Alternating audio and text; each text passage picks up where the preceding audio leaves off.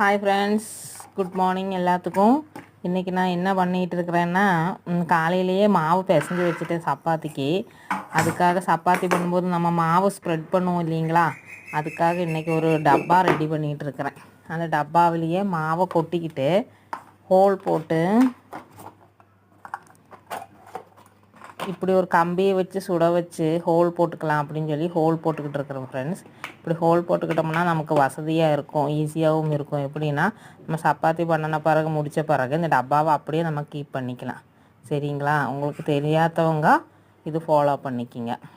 அப்புறம் ஒரு 4-5 சப்பாத்தி பண்ணலாம் அப்படின்னு சொல்லி காலைக்கு பண்ணிக்கிட்டு இருக்கிறேன்.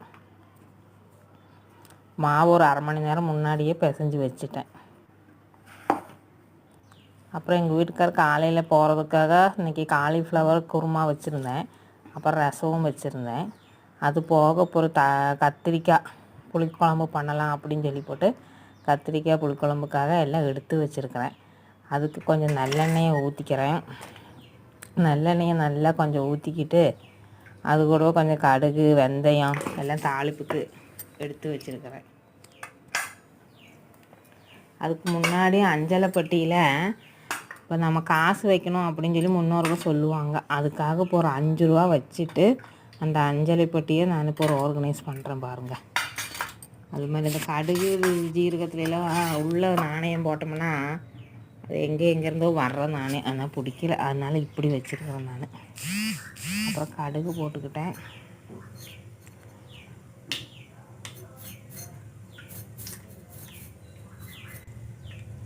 கடுகு வெந்தயம் போட்டுக்கிட்டேன். அப்புறம் வெங்காயத்தை அரைச்சி வச்சுக்கிட்டேன். தக்காளியும் அரைச்சி வச்சுக்கிட்டேன். இது எல்லாம் போட்டு நல்லா வதக்கிக்கணும். சிம்பிளாக பண்ணி முடிச்சிடலாம். ஒன்றும் அரைச்சி விடாமீங்க, ஈஸியாக டக்குன்னு 10 மினிட்ஸில் என்ன பண்ணுறது யோசிக்கிறவங்களுக்கு இந்த குழம்பு ரெடிங்க. அப்புறம் தக்காளி வெங்காயத்தை கட் பண்ணி வச்சதை போட்டு நல்லா வதக்கி விட்டுட்டு அப்புறமா உப்பு மஞ்சத்தூள் கல்லுப்பு கொஞ்சம் போட்டுக்கிட்டேன். மஞ்சத்தூள் போட்டு நல்லா வதக்கிக்கணும். வதக்கின பிறகு கத்திரிக்காயை கட் பண்ணி வச்சுருக்கிறேன். அப்புறம் குழம்பு மிளகாத்தூள் மல்லித்தூள் மிளகாத்தூள் வரமிளகாத்தூள் எடுத்து வச்சுருக்கேன் அளவாக. உங்களுக்கு எவ்வளோ தேவையோ அது மாதிரி நீங்கள் போட்டுக்கலாம். நான் எனக்கு தேவையான அளவு நான் போட்டுக்கிறேன். அப்புறம் புளியை கரைச்சி விட்டுக்கிறேன். இதெல்லாம் நல்லா கொதி வரும்போது கத்திரிக்காயை ஆட் பண்ணிக்கிறேன். அவ்வளவுதான். அந்த கத்திரிக்காய் அதை போட்டு நல்லா ஸ்மேஷ் ஆகி வரும்போது நம்ம ஆஃப் பண்ணிக்கலாம். அதுக்குள்ளே நம்ம வீட்டில் லஞ்சு என்னெல்லான்னு பார்த்துட்டு வந்துடலாம். சாதம் இன்றைக்கி, அப்புறம் கத்திரிக்காய் குழம்பு, காலிஃப்ளவர் குருமா.